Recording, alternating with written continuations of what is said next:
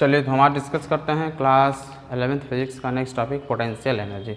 इससे पहले के जितने भी टॉपिक हम लोग पढ़ लिए हैं पोटेंशियल एनर्जी, ठीक ना। पोटेंशियल एनर्जी क्या होता है, ठीक। इससे पहले जो है हम आपको ये बता देना चाहते हैं कि बाकी जो टॉपिक्स है जैसे वर्क हो गया, उससे रिलेटेड जो डेरिवेशन है पहले ही इस चैप्टर का वीडियो अपलोड कर दिया चुका है यूट्यूब चैनल पे। स्कूल का जो यूट्यूब चैनल आप वहाँ से देख सकते हैं जाकर, ओके। और आज हम लोग को डिस्कस करना है पोटेंशियल एनर्जी। देखिए जो पोटेंशियल एनर्जी होता है, energy due to virtue of its position and configuration, जो उसके पोजीशन और कॉन्फ़िगरेशन के चलते जो एनर्जी स्टोर होता है किसी बॉडी में, उसको हम बोलते हैं पोटेंशियल एनर्जी। तो कर सकते हैं energy store due to its position and the configuration. Configuration के अनुसार, कॉन्फ़िगरेशन के अनुसार जो एनर्जी स्टोर होता है तो कह सकते हैं एनर्जी ड्यू टू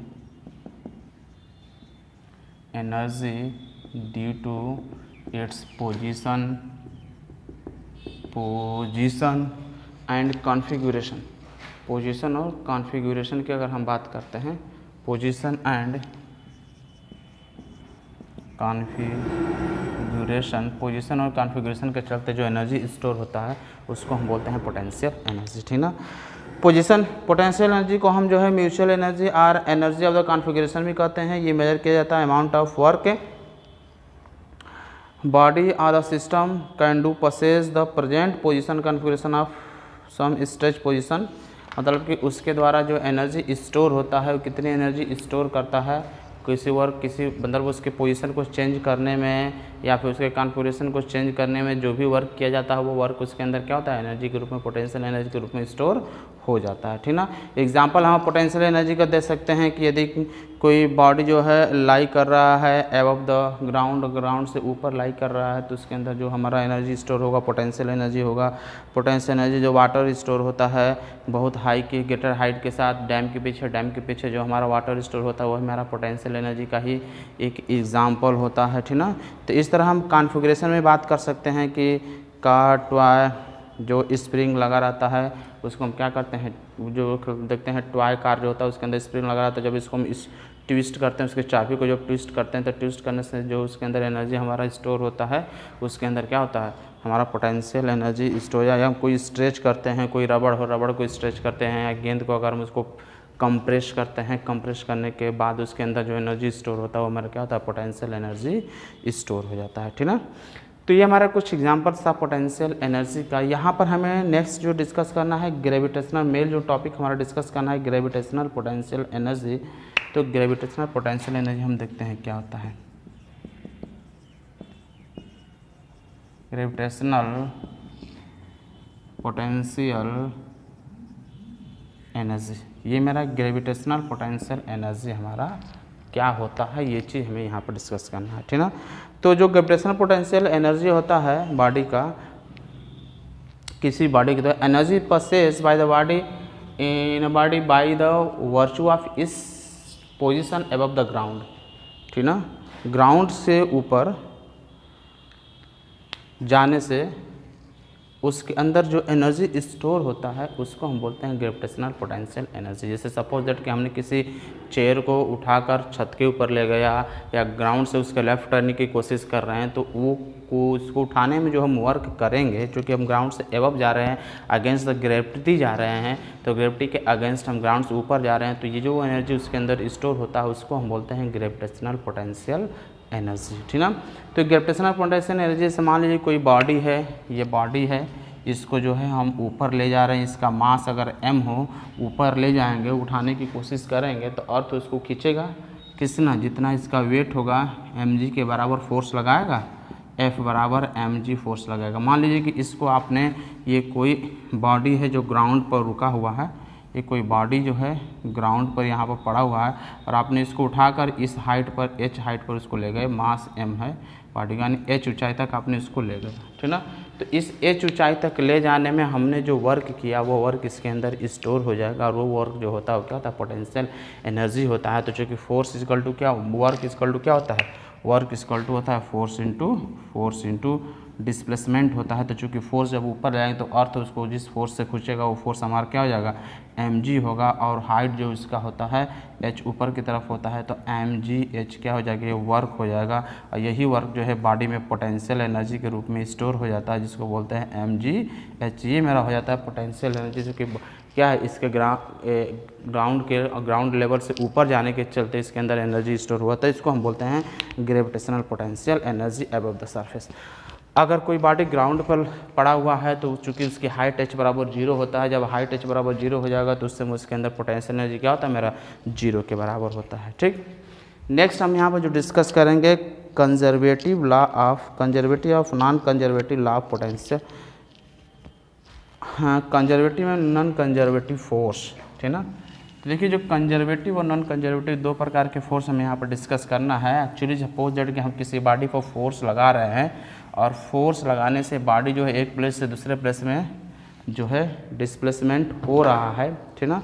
और कंजर्वेटिव फोर्स लगाने के बाद बॉडी में डिस्प्लेसमेंट हो रहा है one place to another place, ठीक ना, वो पाथ के ऊपर डिपेंड नहीं करता है, ठीक ना। हमें ए से बी तक जाना है, चाहे ए से बी, जैसे सपोज दैट हमें यहाँ पर एक स्टोन रखा गया है और उसको हम ये पॉइंट ए है, हमें पॉइंट बी तक ले जाना है। तो चाहे हम यहाँ से ए के साथ बी इस डायरेक्शन में जाएं या चाहे इसको हम इस डायरेक्शन में जाएं, या हो सकता है हम इसको ऐसे करके किसी तरह भी जाएं, वो पाथ के ऊपर डिपेंड नहीं करता है। फोर्स लगने से बॉडी बस इनिशियल और फाइनल पोजीशन पर डिपेंड करता है। ऐसा जो फोर्स होता है उसको हम बोलते हैं कंजर्वेटिव फोर्स, ठीक ना। यानी कंजर्वेटिव फोर्स किसी बॉडी पर अगर लगता है तो उस फोर्स के द्वारा किया गया वर्क डन जो है हमारा बस फाइनल और इनिशियल पॉइंट पर डिपेंड करता है, जो है उसके पाथ के ऊपर डिपेंड नहीं करता है। ये माने अगर ए से बी तक जाना है, सपोज दैट कि मुझे ए से बी तक जाना है, ठीक ना, ये पॉइंट ए है, हमें ए से पॉइंट बी के पास जाना है, तो चाहे हम इस पाथ के अकॉर्डिंग जाए, चाहे हम इस पाथ के अकॉर्डिंग जाए, चाहे पाथ 1 से जाएँ, पाथ 1 2 से जाएँ, उससे हमें कोई मतलब नहीं है। हमारा जो वर्क डन होता है वो दोनों केसेस में क्या होगा, सेम होता है, ठीक ना। तो वर्क डन WAB हम कहते हैं। मान लीजिए हमने गया WAB, ठीक ना, किसके अलॉन्ग पाथ ये 1 से होता हुआ जा रहे हैं, equal to WAB along path क्या हो जाएगा 2। पाथ 1 से होकर जाएँ चाहे पाथ 2 से होकर जाएँ, ये मेरा उसके ऊपर डिपेंड नहीं करता है। वो हम किसी भी पाथ से होकर जाएंगे, वर्क डन मेरा दोनों केसेस में क्या होगा, सेम होगा। बस वो फाइनल और इनिशियल पॉइंट पर डिपेंड करता है। तो ऐसा जो वर्क डन होता है उसको हम बोलते हैं कंजर्वेटिव फोर्स। ऐसा जो फोर्स होता है उसको मतलब जिस फोर्स, वर्क डन कब होगा, जब फोर्स लगेगा और फोर्स लगने से बॉडी जो यहाँ से यहाँ तक जा रहा है, यहाँ से यहाँ तक मूव कर रहा है, तो उसके द्वारा किया गया वर्क डन जो मेरा है पाथ के ऊपर डिपेंड नहीं कर रहा है, तो उसको हम बोलते हैं कंजर्वेटिव फोर्स। तो work done on the parts, जैसे मान लीजिए कि कोई बॉडी जो है ए से बी तक गया और फिर बी से ए तक आया, तो उसके द्वारा जो वर्क डन होगा क्या होता है मेरा, मतलब ए से बी तक जाने में जो वर्क कर रहा है, बी से ए तक रिटर्न वापस आएगा तो नेगेटिव वर्क डन होता है। तो work done on the parts के लिए along the path A from A to B, ठीक ना।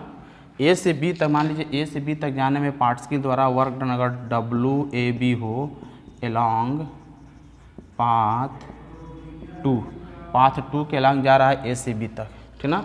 और फिर उसी पाथ के अलॉन्ग 2 ही पाथ के अलॉन्ग जो है बी से ए के पास वापस आ जाए, तो हो जाएगा माइनस वर्क डन BA क्या हो जाएगा अलॉन्ग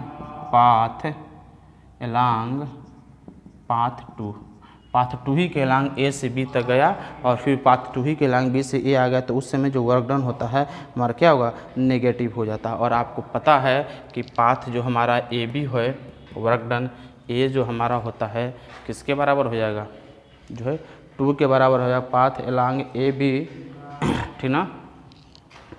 तो WAB किसके बराबर है, W क्या है, WAB अलॉन्ग पाथ, यहाँ पर लिख सकते हैं WAB अलॉन्ग पाथ 1, इसके जगह लिख सकते हैं ना, WAB पाथ 2 के जगह लिख सकते हैं WAB path 1 equal to minus WBA along path क्या है 2 है, ठीक ना। ये पाथ 1 इधर लिख दे रहे हैं, इसको इधर भी भेजेंगे तो WAB along path 1 तो आएगा तो plus WBA along path 2 equal to 0, ठीक ना।